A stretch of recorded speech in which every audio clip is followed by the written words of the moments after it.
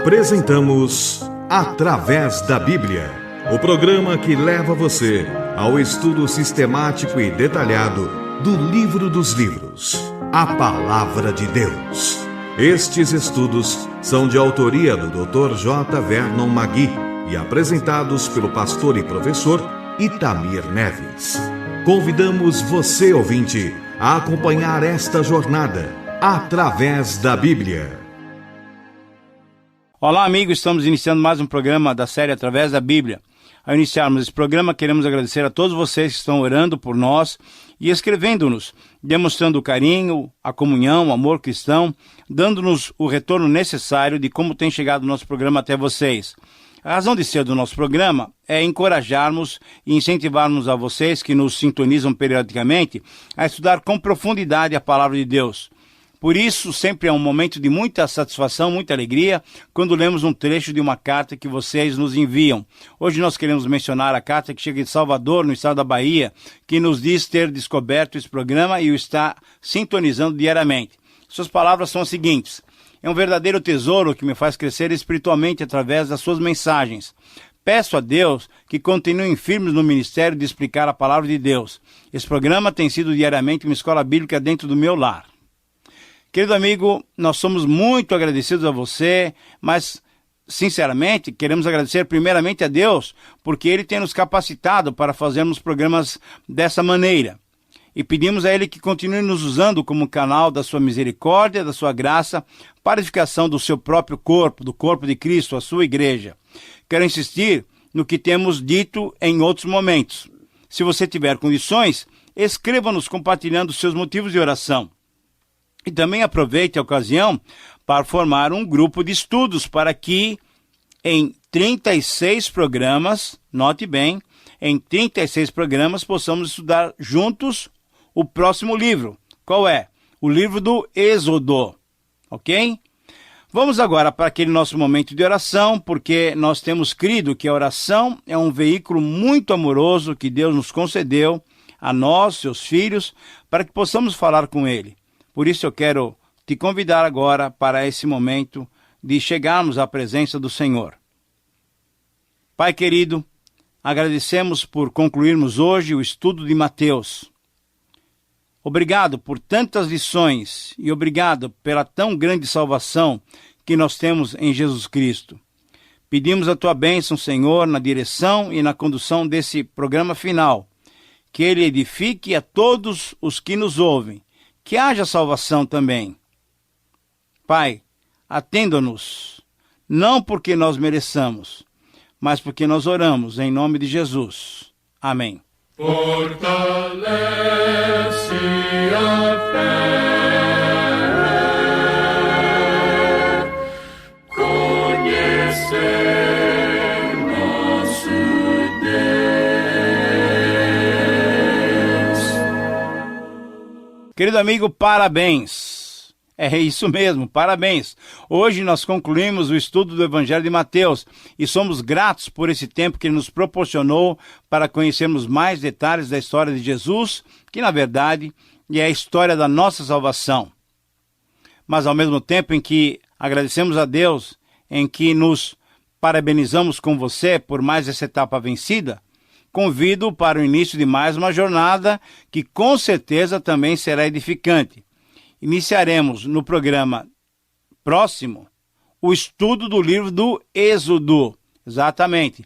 Serão 36 encontros e, como eu tenho sugerido a muitos de vocês, façam todo esforço para formarem um grupo de amigos, irmãos ou então familiares, para juntos estudarem durante esse tempo o livro do Êxodo.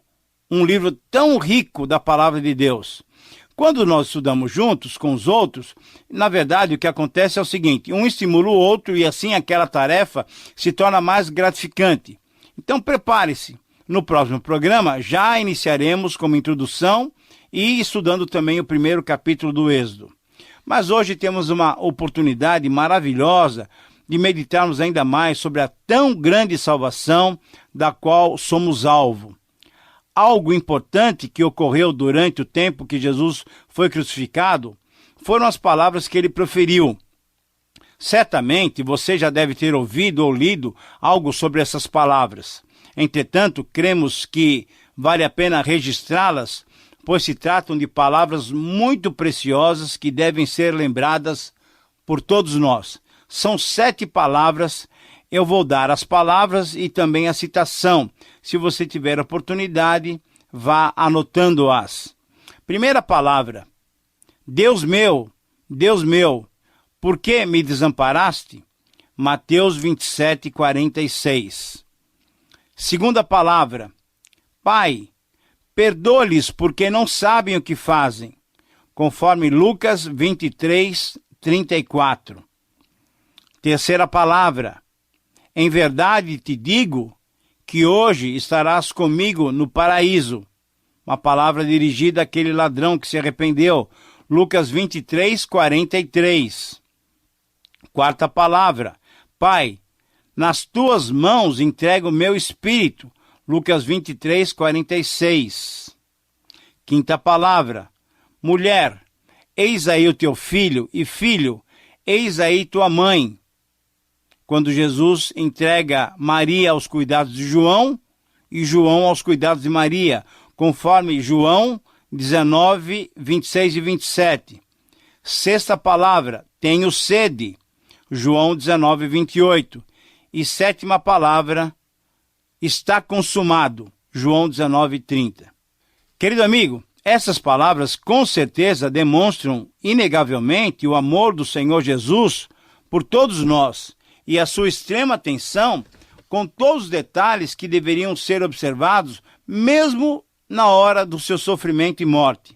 Mas hoje estudaremos o final do capítulo 27 e todo o capítulo 28, que nos mostram, entre outros fatos, a maravilhosa ressurreição do nosso Senhor e a grande comissão, a tarefa que Jesus delegou a todos nós que pertencemos ao seu reino. Querido amigo, nos versículos 57 a 66 do capítulo 27, encontramos o relato do sepultamento do Senhor Jesus e o cuidado dos judeus em guardar o sepulcro.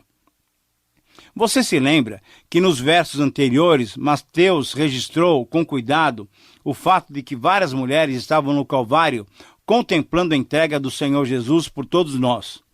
Essas mulheres tinham vindo acompanhando Jesus e os seus discípulos desde a Galileia, conforme Lucas nos relata em 8, 1 a 3. Eram mulheres que tinham sido curadas ou libertas por Jesus. Eram mulheres que criam que Jesus era o Messias, e certamente entre elas estava Maria, a mãe de Jesus, e também a sua irmã Salomé, mãe de Tiago e de João. É Lucas quem narra as palavras de Jesus, que Jesus dirigiu a essas mulheres, conforme o capítulo 23, 27 a 31, quando ainda estava carregando a sua cruz. Essas mulheres, expressando amor pelo Salvador, elas providenciaram os aromas e os bálsamos para o corpo de Jesus. Jesus foi sepultado com ternura e amor em um túmulo novo, oferecido por um homem rico, conforme Isaías 53, 9. Esse homem era José de Arimateia, um discípulo secreto de Jesus. Num horto, perto do local, estava lá o túmulo novo, perto do local da crucificação.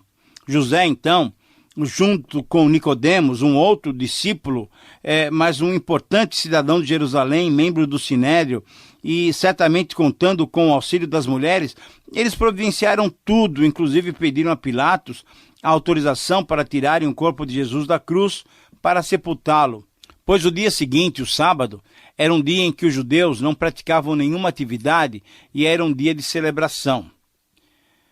Quando nós não fazemos ideia de como aquele ato de bondade custou caro aos seus praticantes, nós não conseguimos medir tudo que estava envolvido naquela situação. Veja só, por volta das 15 horas até as 18 horas era o horário da preparação da Páscoa, e todos esses que participaram do sepultamento de Jesus, veja que decisão eles tomaram. Eles preferiram deixar a cerimônia anual da Páscoa de lado para permitir que Jesus fosse sepultado como um maldito junto a 2 ladrões. Na verdade, eles não tomariam mais a Páscoa, porque na próxima ocasião já estariam celebrando a ceia do Senhor. Como era costume, eles enrolaram então o corpo num lençol de linho branco, certamente após terem limpado o seu sangue. E depois disso, colocaram os ungüentos e os perfumes de aloé e mirra num peso aproximado de 35 quilos. Esse era o costume da época quando sepultavam alguém importante. Então Jesus, que foi morto como maldito de Deus, em meio a 2 ladrões, agora estava sendo homenageado na hora do seu sepultamento. Depois de realizarem até às pressas o sepultamento, José fechou a sepultura, colocando uma grande pedra na entrada dela. Estava próximo ao horário do início do sábado, isso é, às 18 horas. Por isso, então, toda a pressa. Mas algumas mulheres ainda, como que anestesiadas com todos os acontecimentos e com a correria do sepultamento, elas ficaram ali assentadas, frente à sepultura, contemplando, olhando, refletindo, provavelmente pensando no significado de que tudo aquilo que tinham presenciado era cumprimento de profecia. Mas o que significava para elas a partir dali? Certamente, essas providências irritaram ainda mais os religiosos, as autoridades judaicas, pois nos versículos 62 e 66, Mateus nos informa das providências que eles também tomaram. Jesus tinha dito muitas ocasiões, ele tinha dito aos seus discípulos e até à multidão, que ele ressuscitaria ao 3º dia. Essa afirmação de Jesus naturalmente chegou aos ouvidos dos próprios líderes judaicos, dos próprios inimigos. Então, essas autoridades religiosas tinham ouvido falar que Jesus ressuscitaria e, temendo que todo o trabalho de executar Jesus até infringindo a lei se tornasse em vão, foram pedir a Pilatos que ordenassem uma guarda no sepulcro. Pilatos, que certamente continuava intrigado com a decisão que tinha tomado contra aquele justo, ele simplesmente concordou e ordenou que a escolta fizesse como bem lhes parecesse. Os guardas, então, foram levados pelas autoridades judaicas, autoridades religiosas. Eles foram para o sepulcro, conforme o versículo 66, e ali selaram a pedra e montaram guarda. O que vemos aqui, prezado amigo, é que o zelo e o cuidado do inimigo nos deu ainda mais uma grande confirmação da ressurreição do Senhor Jesus. Olha só, se as autoridades judaicas tivessem se despreocupado completamente quanto ao sepulcro, a desculpa que eles apresentaram de que os discípulos haviam roubado o corpo de Jesus teria sido uma coisa até razoável, plausível. Mas se os soldados romanos foram postos lá com uma guarda e a missão de protegerem o sepulcro, e o sepulcro tinha sido até selado, considerando também a responsabilidade e o sentimento de dever que caracterizava um soldado romano, vemos que aquele zelo, aquela guarda, aquele cuidado, simplesmente evidenciaram, só confirmaram a ressurreição do nosso Senhor Jesus Cristo. Não havia possibilidade nenhuma para se roubar o corpo de Jesus dali. Aqueles soldados foram colocados ali para garantirem que ninguém roubaria o corpo de Jesus, de forma que todas aquelas medidas tomadas só vieram a confirmar a ressurreição de Jesus. Graças a Deus, nem a cruz, nem o sepulcro marcaram fim do relato do Evangelho. A vida de todos os seres humanos sempre termina em morte. Mas a morte é o final de história para qualquer um de nós, seres mortais. Mas somente com uma pessoa especial essa regra não foi cumprida. Em todos os 4 evangelhos existem relatos fidedignos que narram a ressurreição do Senhor Jesus. Cada um deles, à sua maneira, eles contam uma parte da história da vida de Jesus após a sua ressurreição. Mas todos afirmam que a vida de Jesus não terminou com a morte. Jesus está vivo e verdadeiramente ressuscitado. Ele saiu da sepultura. Cada um dos evangelistas relatam provas palpáveis e inegáveis do Senhor Jesus ressuscitado entre os seus discípulos. E os discípulos testemunharam dessa verdade, pagando até com a própria vida por essa afirmação. Em Mateus, temos o registro desses grandes acontecimentos do Evangelho. Tivemos o registro da morte de Jesus, tivemos o registro do sepultamento de Jesus e agora temos o registro da ressurreição de Jesus. Na verdade, querido amigo, são esses os pilares que se fundamenta o Evangelho. O Evangelho verdadeiro se baseia nesses fatos: na morte de Cristo, no sepultamento de Cristo e na ressurreição de Cristo. Veja só o que diz o apóstolo Paulo em 1 Coríntios capítulo 15, versículo 3. Antes de tudo, vos entreguei o que também recebi, que Cristo morreu pelos nossos pecados, segundo as Escrituras, e que foi sepultado e ressuscitou ao terceiro dia, segundo as Escrituras. Assim, querido amigo, aqui nós temos os fatos essenciais para a fé salvadora. Por isso mesmo, os discípulos, logo depois da glorificação de Jesus, desafiaram as autoridades judaicas que presenciaram tudo e não tiveram como negar. Na pregação de Pedro, por exemplo, ele disse claramente: esse Jesus que vocês crucificaram foi ressuscitado dentre os mortos, conforme Atos 4:10. Ele que estava morto, agora vive, continua vivendo eternamente, como aquele que venceu a morte. Por isso, querido amigo, é que a mensagem do Evangelho do Senhor Jesus Cristo é uma mensagem do Senhor vivo. Essa mensagem ainda hoje chama as pessoas para que não se lembrem de um homem morto, mas que se lembrem e se curvem em adoração diante de um Deus-homem, de um homem-Deus vivo e eterno, que governa a história mundial, que governa a vida da igreja, que governa a história pessoal de todos quantos o recebem como seu único e suficiente Salvador. Prezado amigo, certamente o fato inigualável do Evangelho, qual é? É a ressurreição do Senhor Jesus. Todos os grandes líderes religiosos morreram, porém nenhum deles morreu para a salvação dos seus seguidores, mas Jesus morreu pelos nossos pecados. Nenhum dos grandes líderes religiosos disse que ressuscitaria dentre os mortos, dentro de 3 dias. Não. O cristianismo é a única religião no mundo cujo fundador morreu pelos pecados dos seus seguidores e ressuscitou dentre os mortos. Todos os fundadores das outras religiões estão mortos, porém Jesus está vivo. Ele ressuscitou dentre os mortos, mas Jesus não é simplesmente um homem como os outros fundadores de religião. Não, Jesus é o próprio Deus. E Jesus está à direita de Deus nesse momento, num lugar de honra, olhando para você e para mim. No final da noite de sábado, logo cedo, no domingo pela manhã, no início do 3º dia, as mulheres foram ver o sepulcro. Quando chegaram, não precisaram rolar a pedra da boca do sepulcro, porque um anjo já havia removido a pedra.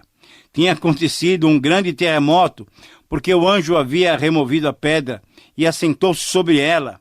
Com a aparição do anjo, os guardas ficaram apavorados, como que se estivessem mortos. Mas o anjo, dirigindo-se às mulheres, disse a elas 3 verdades: que não temessem, pois Jesus já havia ressuscitado, como havia dito. Segunda verdade: e além dessa boa notícia, o anjo convidou-as: vinde, vede onde ele jazia. E terceiro: mas além da boa notícia e da comprovação de que Jesus não estava mais entre os mortos. Querido amigo, o anjo também lhes deu uma tarefa super importante, conforme o versículo 7. E depois, depressa, e dizei aos seus discípulos que ele ressuscitou dos mortos e vai adiante de vós para Galiléia. Ali o vereis, é como vos digo. Querido amigo, você já percebeu o privilégio do primeiro testemunho da ressurreição foi dado àquelas mulheres? Elas deveriam anunciar aos discípulos o grande fato da ressurreição de Jesus. Repletas de alegria e com sentimento de temor, elas saíram rapidamente do sepulcro e correram para anunciar as boas novas aos discípulos. Elas estavam tomadas de medo, porque se achavam diante de fatos verdadeiramente sobrenaturais. E um privilégio maior ainda. Jesus, vivo, ressuscitado, fez o primeiro contato com seus seguidores, isto é, com essas mulheres, tão fiéis e tão abnegadas. elas que foram para ungir o corpo inerte de Jesus, o encontraram completamente vivo. Que maravilhoso foi esse encontro! E como que para atestar esse milagre maravilhoso, além de Jesus aparecer a elas, Jesus lhes confirma o local do encontro com seus discípulos, na Galileia, a região mais pobre da Palestina, onde ele tinha feito a maioria do seu ministério e dos seus milagres. Querido amigo, a Galileia era um lugar pobre, e assim Jesus estava mais uma vez se dirigindo àquele local, pois o Evangelho também veio para os pobres, para todo e qualquer tipo de pessoas. Na sequência do texto, nos versículos 11 a 5, temos os falsos relatos dos judeus. Nós encontramos aqui uma trama dos judeus. O derradeiro ato que coroou a rejeição e a traição de Jesus pelos líderes da nação judaica revelou a sua terrível impiedade. Eles tinham provas substanciais da ressurreição de Jesus, conforme o versículo 11, por exemplo, mas eles a rejeitaram. E no versículo 12, subornando os soldados para que mentissem sobre todo o ocorrido, eles quiseram se safar, quiseram manter a sua mentira. Mas na soberania divina, Deus usou a trama como mais uma prova da ressurreição. Veja só, se os soldados de fato adormeceram, conforme o versículo 13, eram passíveis de pena de morte. E adormecidos, o seu testemunho a respeito de um possível roubo não teria valor nenhum. Quanta falta de escrúpulo nesses líderes e nesses soldados romanos. Isso mostra quão frouxa e quão exterior era aquela religião daqueles homens que condenaram Jesus à morte. Mas como é fácil de se ver, era impossível se negar e encobrir um evento tão maravilhoso como aquele. Como poderiam eles negar que Jesus estava vivo, encontrando-se com seus discípulos por toda parte? Como eles poderiam negar um fato que se tornou conhecido de todos, através da própria presença de Jesus no meio do povo? Como os soldados poderiam provar que o corpo de Jesus tinha sido roubado, se eles mesmos disseram que estavam dormindo? É isso, querido amigo. Não há possibilidade de recusarmos o fato de que Cristo ressuscitou. Nos versos 14 e 17, vemos que alguns creram no fato da ressurreição, enquanto outros duvidaram. Os próprios discípulos, apesar de se encontrarem com Jesus, mesmo assim alguns duvidaram. É assim mesmo em nossos dias. Enquanto alguns creem, outros duvidam. Felizmente há muitos que creem. Agora, você já creu nessa verdade? Eu creio. E tenho reconhecido que o meu Senhor está vivo e ativo, atuando em meu favor, por sua graça imensurável. Creia assim também, querido amigo. Agora vamos para os versículos 18 a 20. Jesus, aproximando, falou-lhes dizendo: toda autoridade me foi dada, no céu e na terra, e portanto, fazei discípulos de todas as nações, batizando-os em nome do Pai, do Filho e do Espírito Santo, ensinando-os a guardar todas as coisas que vos tenho ordenado, e eis que estou convosco todos os dias, até a consumação do século. Aqui temos, prezado amigo, a grande comissão do Senhor Jesus, a grande comissão em que Jesus ordena a igreja, em que Jesus ordena a todos os crentes a saírem por toda parte e pregar o Evangelho, fazendo discípulos de todas as nações. Na verdade, a ordem desse texto é fazei discípulos, e a maneira é indo, batizando e ensinando. Mas vemos aqui também uma omissão que não encontramos nos outros evangelhos. Mateus omite a ascensão do Senhor Jesus. Por que Mateus não fala aqui do retorno de Jesus para o céu? Porque, escrevendo para os judeus, ele fala do reino e do rei, aqui e agora. Embora já estivesse mostrado que o estabelecimento do reino de Deus tinha sido adiado. Bem, simplesmente ele omite o fato da ascensão de Jesus, o que não aconteceu com os demais evangelistas, porque Mateus estava escrevendo para os judeus. Mas Jesus não somente ressuscitou, mas ele foi levado à direita do Pai, ele foi elevado, ele foi glorificado, e ele está onde estava desde o início da criação, desde a eternidade, onde ele veio para nos remir, para dar a sua vida por nós. E todos nós que cremos aguardamos a sua volta. Devemos estar vigilantes, sim. E a pergunta é, você está pronto para se encontrar com o Senhor? Você está pronto para se encontrar com o Senhor ressurreto e vivo? Muito obrigado por sua companhia. Concluímos assim o nosso encontro e quero convidá-lo para estar conosco no próximo programa, quando iniciaremos o estudo do livro do Êxodo. Que Deus te abençoe. Terminamos mais uma apresentação do programa Através da Bíblia. Esperamos que você nos escreva, dando a sua opinião sobre o que ouviu.